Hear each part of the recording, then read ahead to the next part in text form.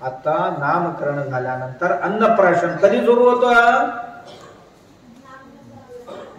कुठलाही व्यक्ती या जगात परावलंबी राहू नये या विधीचा मुख्य उद्देश त्या बाळाला आता स्वावलंबी बनवायचा आहे. आईच्या दुधावर किती दिवस राहणार तो? आता बाळ मोठं होतोय, आईचे दूध पुरणार आहे का त्याला? नाहीये. दर दिवशी 200, 400, 500 ग्राम वाढतोय तो.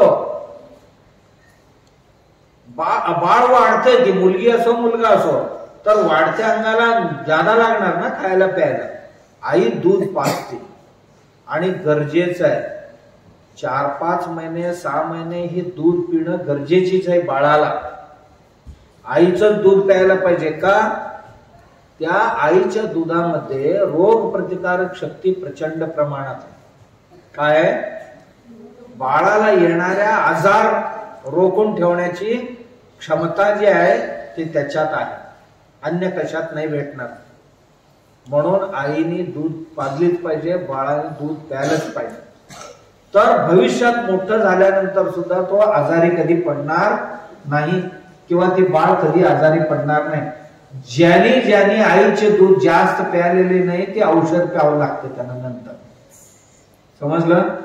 ज्याला आईचे दूध मिळालेले नाहीये त्याला औषध प्यावं लागतं. आयुष्यभर गोळ्या खा, औषध पी, सायरप पी, असा त्याला जीवनक्रम लागते नंतर. म्हणून आईने दूध पाजावं, कारण देवाने ती व्यवस्था केलेली आहे त्या बाळासाठी. अत्यंत महत्वाचं आहे. दुसरं, आईचं दूध जसं कमी पडायला लागते तसं त्या बाळाला आता दुधापासून बाजूला सारून त्याला भाताची पेज बनवून तूप घालून त्याला थोडं थोडं थोडं भरवायला सुरू करण्याची एक विधी आहे. ज्या दिवशी ही विधी करायची आहे ना, घरात ठरवतात, एक उत्तम मुहूर्त ठरवतात. या मुहूर्ता दिवशी आपण अन्नप्राशन विधी करायचं. मग बाळ खाणार किती? 2 चमचा. ही सगळे आलेले हंडीवर खाणार आता सगळे. बरोबर का? अरे नित्योत्सव करा, उत्सवच ना जीवन म्हणजे. पुन्हा एकत्र यायचं, गोड मस्तपैकी जेवण करायचं आणि सगळ्यांनी मिळून जेवायचं, गायचं, नाचायचं. ही प्रथा आहे आमची. प्रत्येक सण समारंभामध्ये नृत्य, गायन, वादन हे असणारच.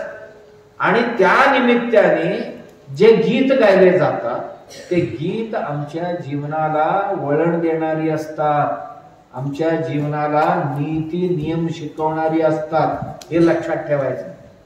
त्याच्यात काय करावं, काय करू नये याचा संदेश असतो. त्याच्यामध्ये वीर शूरांचं जीवन असतं, महात्मा लोकांची, महापुरुषांची जीवन असते त्या गाण्यामध्ये. आणि ही होत असते नृत्य, गायन, वादनाचा कार्यक्रम. समजलं? आणि इथे अन्नप्राशन विधीजवळ सर्व जवळचे नातेवाईकांना, गल्लीतल्यांना बोलवून महाप्रसाद जे म्हणतो जेवणावर ठेवायचं आहेच. मग अन्नप्राशन विधी झाले की सगळे जण स्वतः जेवून मग आपल्या घरी निघून जाणार. ही अन्नप्राशन विधी आहे. याचा मुख्य उद्देश बाळाला आता स्वावलंबी बनवायचा आहे, डिपेंडेंट नाही, आईच्या दुधावर अवलंबून राहू नये. आता त्याने स्वतंत्रपणे अन्न ग्रहण करावं. वाढत्या अंगाला दूध पुरणार नाहीये, आता त्याने स्वतंत्रपणे जेवावं. याला अन्नप्राशन विधी म्हणतात.